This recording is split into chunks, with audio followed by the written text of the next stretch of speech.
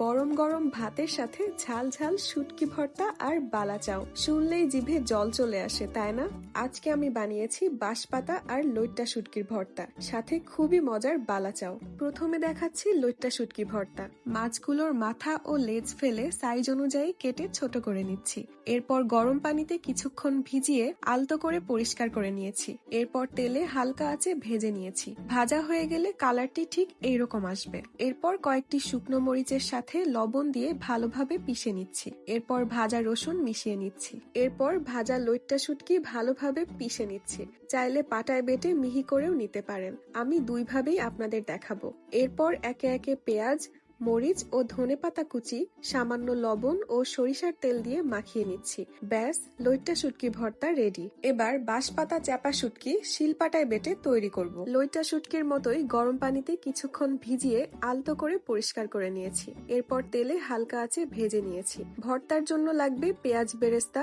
শুকনো মরিচ, ভাজা রসুন এবং ধনেপাতা। সবগুলো দিয়ে পাটায় বেটে মিহি করে নিচ্ছি। এরপর এটার টেক্সচারটা ঠিক এইরকম হবে। এবার আমি সামান্য পেঁয়াজ, মরিচ কুচি, ধনেপাতা, লবণ আর সরিষার তেল দিয়ে ভালোভাবে মাখিয়ে নিচ্ছি। ব্যাস, বাঁশপাতা শুটকিও রেডি। এরপর বানিয়ে নিচ্ছি আমার খুবই পছন্দের বালা চাও। এটা খুবই সহজ। পরিমাণ মতো পেঁয়াজ কুচি, মরিচ কুচি, লবণ, সামান্য সরিষার তেল ও ধনেপাতা দিয়ে ভালোভাবে মাখালেই বালা চাও রেডি। শুটকি মাছ বাঙালির ঐতিহ্যের একটি অংশ।